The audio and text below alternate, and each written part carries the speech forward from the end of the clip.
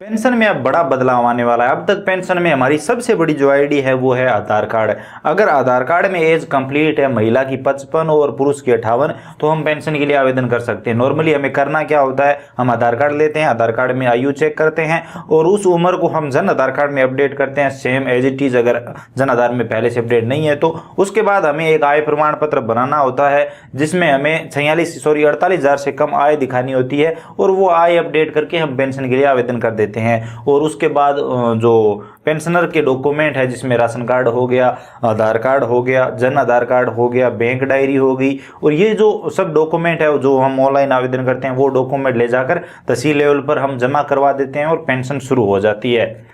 अब तक ये प्रोसेस है, लेकिन अब इसमें बड़ा बदलाव होने वाला है। अब आने वाले टाइम में जितने भी नए पेंशनर बनेंगे उनको बाकायदा आयु का एक प्रमाण देना होगा जिसमें आधार कार्ड नहीं चलेगा। आप सभी को पता होगा आधार कार्ड जो अब नए आ रहे हैं उनमें लिखा हुआ आ रहा है कि आधार कार्ड अब जन्मतिथि का प्रमाण नहीं रहेगा। अगर नए पेंशनरों को पेंशन शुरू करवानी है तो उनको जन्म प्रमाण पत्र चाहिए होगा।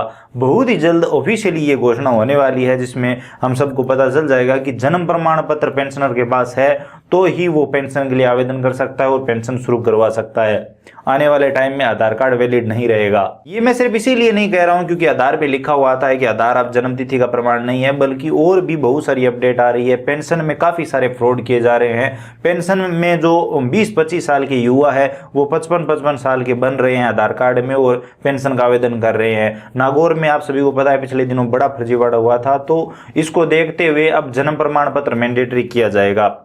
सूचना मिल रही है कि ये 1-2 महीनों में घोषणा हो जाएगी कि जितने भी नए पेंशनर आ रहे हैं उनका जन्म प्रमाण पत्र चेक करो। लेकिन जहां तक मुझे लग रहा है कि अगर अभी ये लागू कर दिया जाता है तो अभी इन सालों में जो पेंशनर जुड़ने वाले हैं उनके पास जन्म प्रमाण पत्र नहीं होगा, क्योंकि जब उनका जन्म हुआ था तो शायद उस टाइम ये जन्म प्रमाण पत्र वाला सिस्टम ही नहीं था। और जब ये सिस्टम लागू हो जाएगा तो पेंशनरों को बड़ी दिक्कत आएगी, पेंशन का आवेदन आसान नहीं रहेगा। एक चीज और बता दूं, इन दिनों अगर आपने पेंशन का आवेदन करने की कोशिश की होगी तो आय प्रमाण पत्र अप्रूव किए ही नहीं जा रहे हैं। इसी के साथ ये नागौर वाला फर्जीवाड़ा सामने आने के बाद हमारी लूनगंज तहसील में अगर हम किसी नई पेंशन का आवेदन करना चाहते हैं और हम जो आय के लिए फॉर्मेट दिया है वो कंप्लीट फॉर्मेट तैयार करवाते हैं जिसमें 2 फर्स्ट ग्रेड के हस्ताक्षर करवा लेते हैं, नोटरी करवा लेते हैं और अगर अपलोड करते हैं, जो कि हमें पता है कि आय 48,000 से ज़्यादा नहीं रखनी है, अगर इससे ज़्यादा होगी पेंशनर की आय तो वो पेंशन के लिए योग्य नहीं है, तो हम 46,000 या फिर 47,000 रुपये आय रखते हैं दोनों पुरुष और महिला की, और हम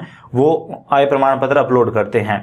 अब जब आय प्रमाण पत्र अपलोड करते हैं तो उसे पास ही नहीं किया जा रहा है, रिजेक्ट पे रिजेक्ट किया जा रहा है। मैंने कई आय प्रमाण पत्र 5-5, 6-6 बार वहां पर अपडेट किया है और उसके बावजूद फर्स्ट लेवल पर तो हम अप्रूव करवा लेते हैं क्योंकि ग्राम विकास अधिकारी, सेकंड लेवल पर किसी हाल में पास नहीं किया जा रहा है। क्या आपके साथ भी ऐसा हो रहा है? अगर आप लूनगंज तहसील से हो तो कमेंट सेक्शन में जरूर बताइए, और अगर हमारे साथ ये हो रहा है तो इसकी मुख्य वजह क्या है कमेंट सेक्शन में लिख के जरूर बताइए अगर आपको पता है तो अभी नए आवेदन हो ही नहीं रहे हैं। पिछले 5-6 महीनों में ये दिक्कत आ रही है। नागौर वाला तो अभी सामने आया था, लेकिन पिछले 5-6 महीनों से ये प्रॉब्लम आ रही है जब से ये आय प्रमाण पत्र वाला सिस्टम लागू किया गया है। अब आप किसी भी पेंशनर का अगर आवेदन करना चाहते हैं, जब आप फॉर्म तैयार करवाएं पेंशन वाला, तो ये 4-5 पेज वाला जो आय प्रमाण पत्र है वो साथ ही तैयार करवाएं। ये तो आपको चाहिए ही होगा, ये भी वहां पर मांगा जा रहा है। और इसी के साथ अब बहुत ही जल्द जन्म प्रमाण पत्र की अपडेट आ जाएगी, और जैसे ये अपडेट आएगी तो आप सभी पेंशनरों को बोल दीजिए जो अभी 58 के और 55 के हो रहे हैं, आप अपना जन्म प्रमाण पत्र भी बनवा के लाओ या फिर